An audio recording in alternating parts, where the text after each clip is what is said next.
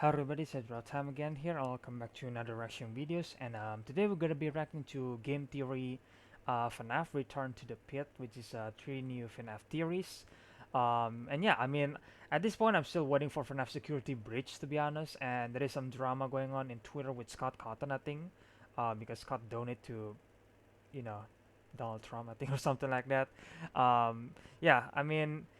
I still have respect for Scott, obviously, and I just can't really, I just can't wait for security breach, guys. Like, it's, I don't know when it's gonna coming out, and then I'm thankful that Matpat is still posting more theories, obviously, from the book, and yeah, man, I just really can't wait what security breach is going to be about, and then what's the theory about that game, right? And what's the lore in that game? Like, I just really can't wait to see that, But in the meantime, we got a brand new theory, obviously by Matpat. So without further ado, let's just see what his theory was. Three new FNAF theories. Okay. You stupid ghost, thought you could get revenge on me? Do you know who I am? I'm William Afton. I always come back. I am I Golden always Bunny. come back. I'm about to end this man's whole career. Oh.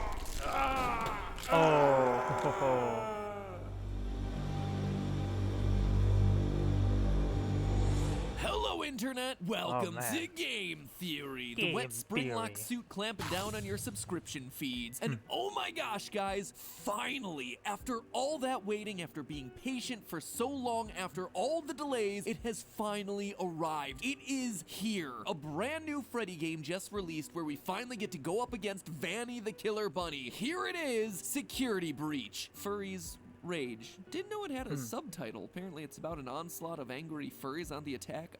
Oh wait, sorry, Oh, misread right. that title. It's a Fury's Rage. Very Oh, important distinction man. there. Well, anyway, let's fire this puppy up. Let's see if they're ready for Freddy.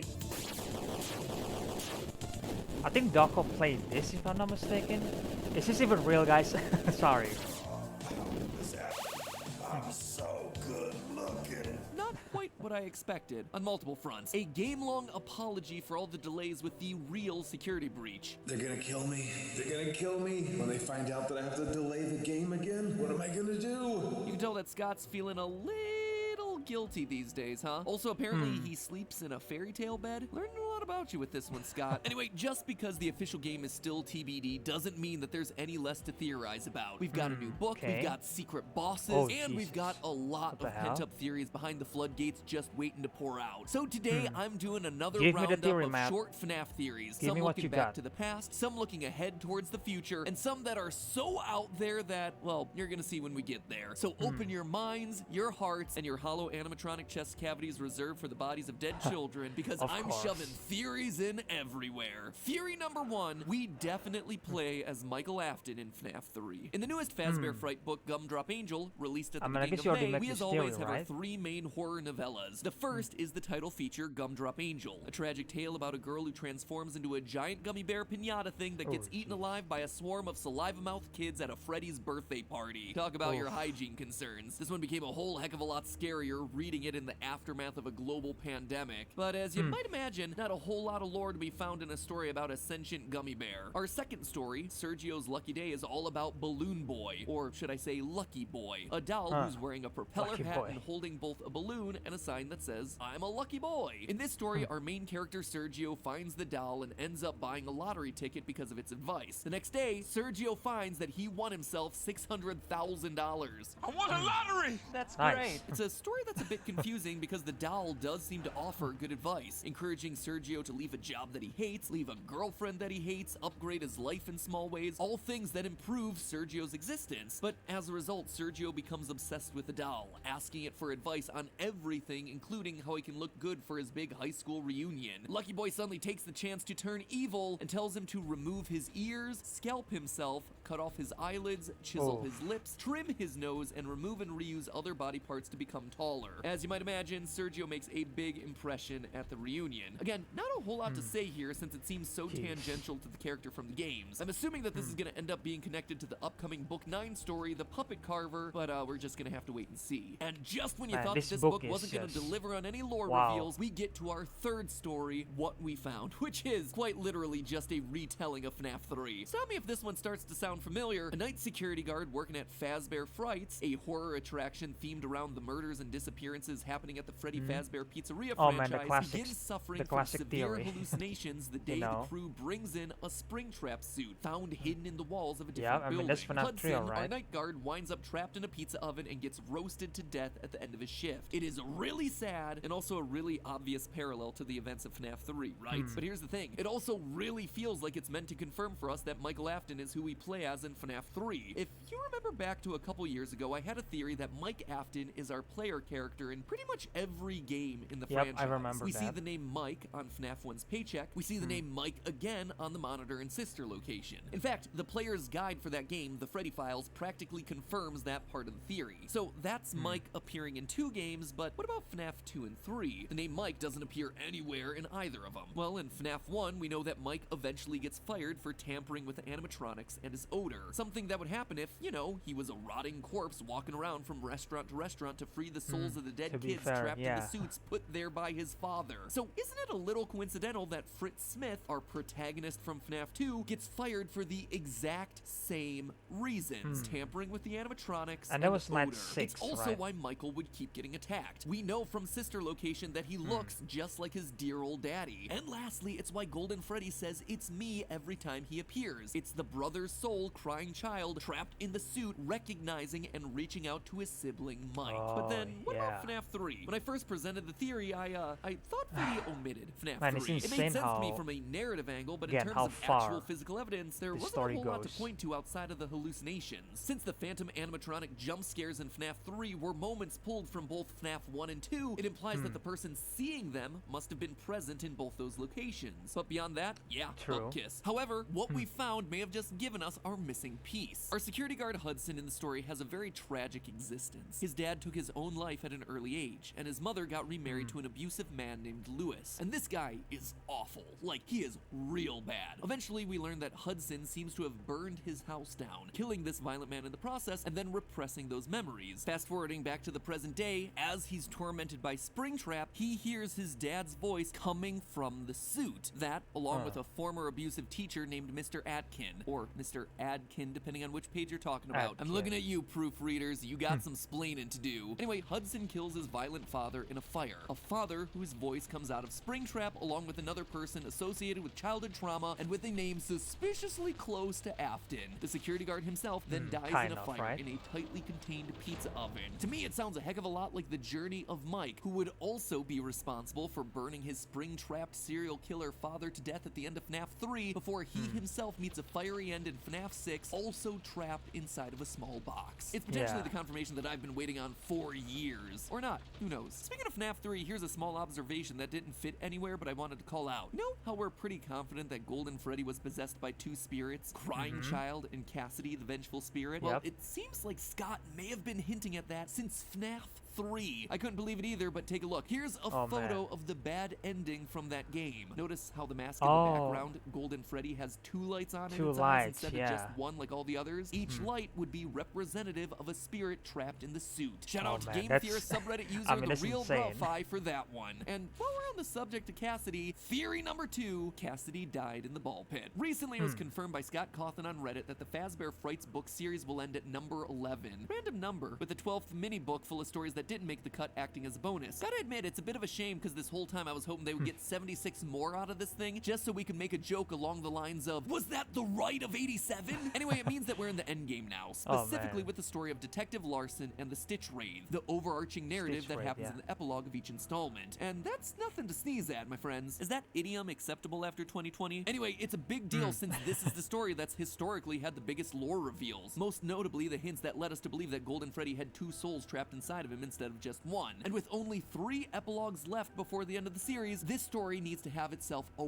really big payoff. So when we last left our heroes, they had just battled a 15-foot trash rabbit called the Afton amalgamation. By the end, Larson got infected with the glitch trap virus, and Jake, the remaining spirit inside the Stitch Wraith, realized that he could use his, I don't know, his remnant powers to basically go into people's memories and make the good ones stronger in order to help them. Quote, maybe he could pull a memory out, a good one, and make it bigger and brighter than the rest. If he could ease the man's pain. It was almost like blowing up a balloon, only the balloon was a memory and the air was Jake's will. It's about on par with the level of insanity you'd expect from FNAF in the year of our Lord 2021. And well, that's certainly an interesting Oh my god. story the detail. FPS. What I instead want to focus on is Larson's half of the plot. The detective who's been trying to piece together all the mysteries around Fazbear Entertainment. Getting infected by the Afton virus has had some weird side effects on him. Specifically, it's allowed him to hop between the memories of a bunch of Afton's victims. Quote, he was getting glimpses of the past. They were memories, but not his own. These images belonged to others from different places and different times. So it feels like this is the literary device that's gonna allow the books to explain the missing children's incident. Larson is gonna get clues via this memory hopping to either see for himself or get the clues to investigate what happened to Susie, Gabriel, Fritz, Jeremy, Charlie, and Cassidy. But then things start to take an unexpected turn. One final quote. As his mind swept him from one visit to the past to another, he always saw the same thing in between. He saw a ball pit.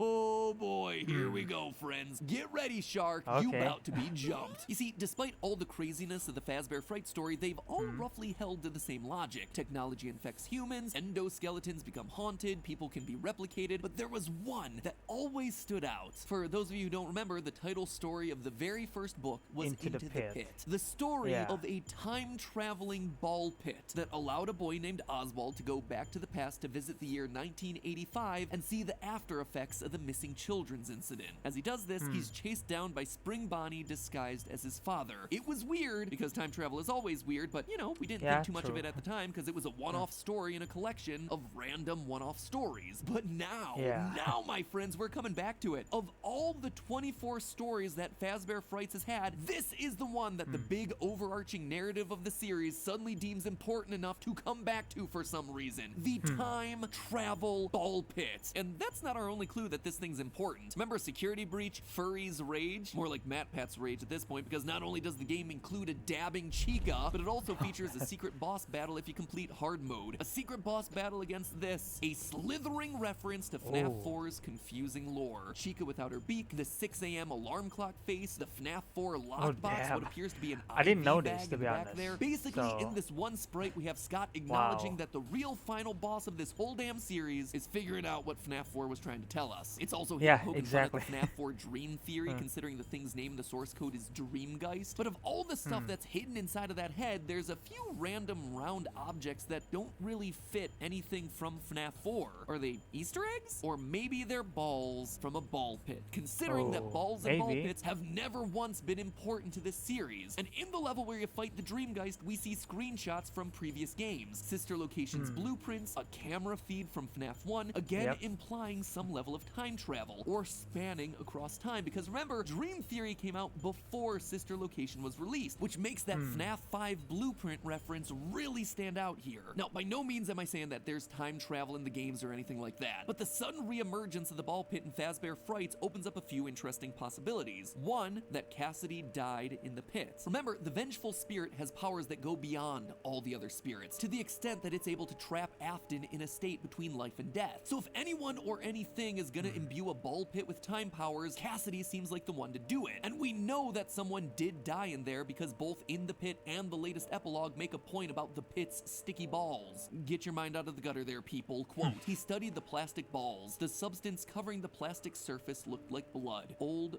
blood. And here I thought the worst thing that happened in a ball pit was getting pink eye. Fire up the golden Freddy in the ball pit thumbnail, boys. Two, that the series is gonna end with Larson and the Stitch Wraith using the ball pit to save the missing children from Afton and release their spirits. Why would I assume something like this? Well, giving Larson memory powers would be enough to tell the kid's story. Let him see glimpses of their trauma, clues clues that lead him on an investigation. The ball pit, though, becomes necessary if the story plans on him physically interacting with those kids. So I wouldn't be surprised if the ending of this entire book series is unwinding the thread that started it all. The missing children's incident kids are saved, which in the process undoes all of the other horrific stories that spin out from the Fazbear pizzerias. In the process, Scott retroactively gives all the sad stories from the Fazbear Fright series a happy ending. And finally, number 3, Detective Larson becomes Afton in what is a self-perpetuating time loop scenario. Oh, sure, you all laugh. And trust me, I think it's dumber than YouTuber boxing. But hear me out here. We have ourselves a character, Larson, infected by, as the book puts it, Afton's darkness. We also have ourselves a ball pit that allows him to go back in time for some reason that's going to be important to the narrative. So what if Larson winds up going back in time to investigate, only for the darkness to take over and turn him into William Afton, setting all the events of the story into motion? Who knows? Maybe we truly do exist in the darkest timeline, and Scott Cawthon gave the green light to a story that allows Afton to be a creation of his own future self. Tell you what, it would explain how Afton was able to create such futuristic advanced robotics when he was literally in the early 80s, because that's something that'll never get explained. Like I said, that theory is real dumb, but you know, it is on the table. I wouldn't put it past this series. Time travel opens up all sorts of dumb decisions, and time loops are real hot right now. And heck, we do see a lot of ball pits in that new trailer, one that comes complete with a day-night mechanic. Huh? Will I be right? Will I be wrong? We've got ourselves 3 more books and an indeterminate wait for security breach to arrive, so you can bet the theories are just gonna get more and more ridiculous until that day comes. So in the meantime, remember to actually listen to my dear friends Rhett and Link's new podcast, Ronstadt. If you like FNAF, then chances are you're gonna really dig their new project. It's a horror sci-fi comedy about a guy who sounds suspiciously like Rhett from Good Mythical Morning. He becomes a 911 call operator who has a 6th sense that allows him to solve supernatural mysteries while also helping people on the other end of the line. 911, what's your emergency? I'm so scared. There's this thing, and it's after me. Kind of like Ghostbusters meets Doctor Who. And even for me, a picky podcast connoisseur, it's really enjoyable. So check them out. I am super, super proud of the work that they're doing on that series. I want to give it a little bit more love because it's definitely worth your time. It's actually from the same people who make Markiplier's podcasts, which if you haven't listened to those are also really good. So just high quality audio content right into your ear holes across the board. Anyway, I dropped a link for them down in the description below. Go check it out, especially if you're in the mood for something that's still a bit FNAF-y, but a little less jump scare intensive. And always remember, it's all just a theory. A game theory. Thanks for watching. Anyway, that was the FNAF security breach theory. Again, I pretty much think that this is probably what's going to happen in the future. Maybe they're going to a cycle always repeats, right? And then I believe that the detective might become the William Afton in the past, and then again, that's why William managed to make a futuristic technology in the 1980s, you know. Because I noticed it a long time ago. I think Matpat already pointed that out a long time ago, and I just glossed over it because, well, I mean, it's FNAF, right?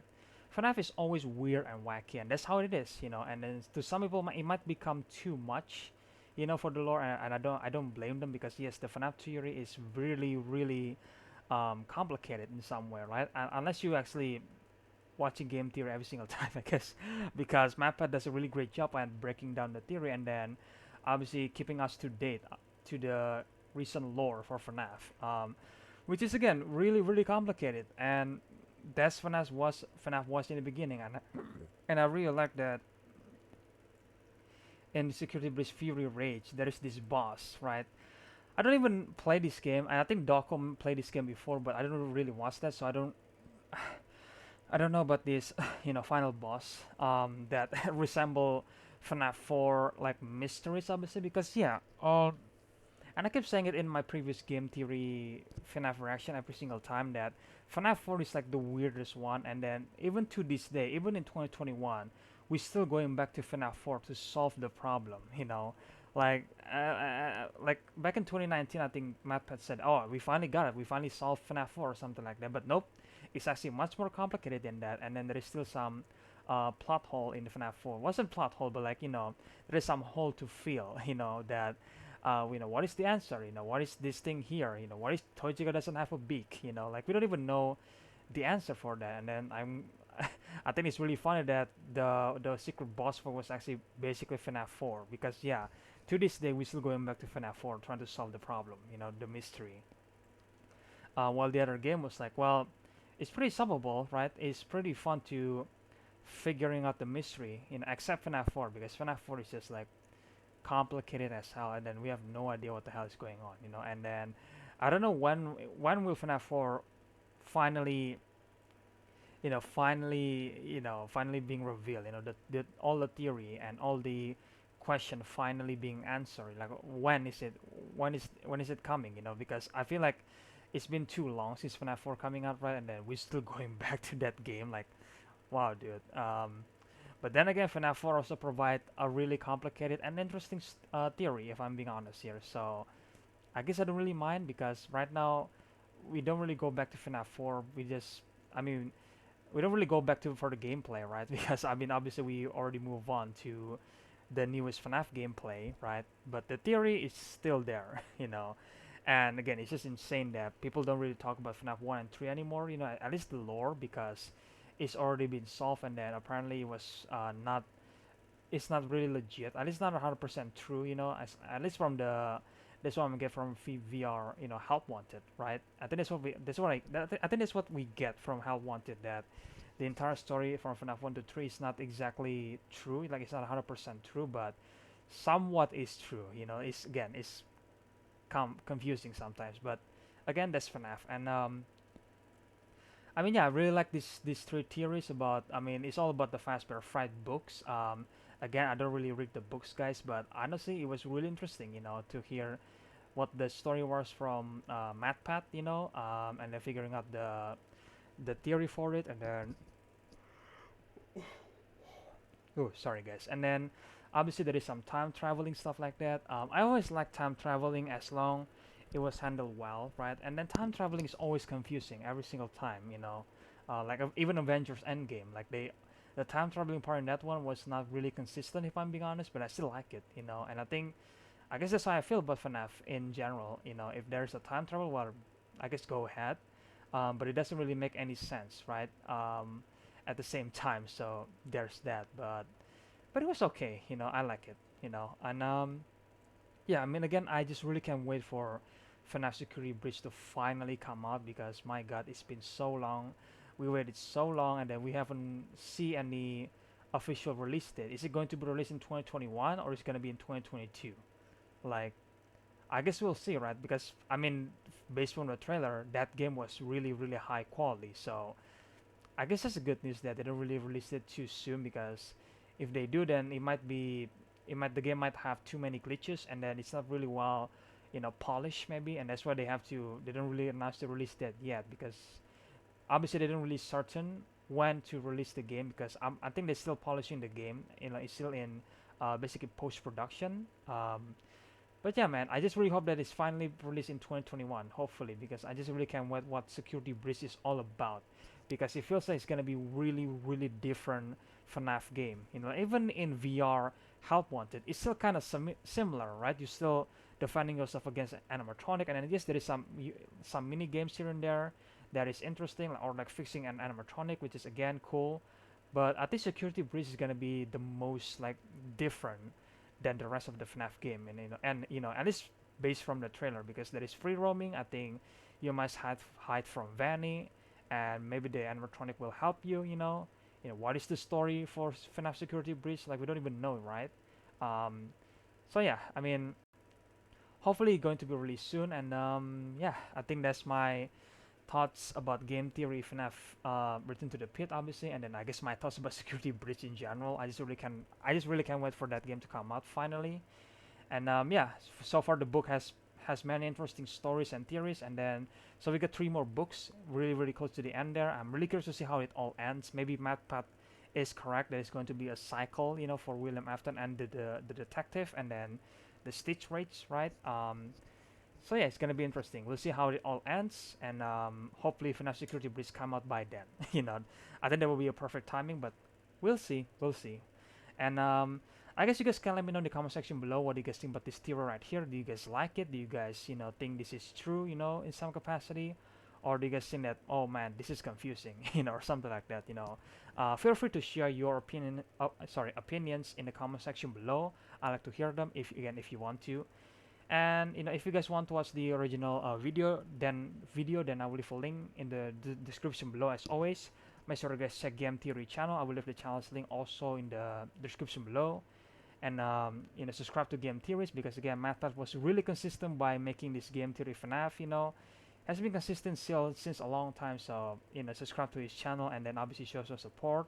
And if you guys enjoying my reaction video, then please leave a like, comment, and subscribe to my channel, ring the notification bell. It really helps, if you guys want to keep up to date on my newest video. And then share this video out there, guys. It really helps my channel. And I just want to say thank you for everybody for supporting my channel. I really appreciate that. And if you guys are new to EzraTime, again, why not consider subscribing and become a fan, obviously, again, if you want to.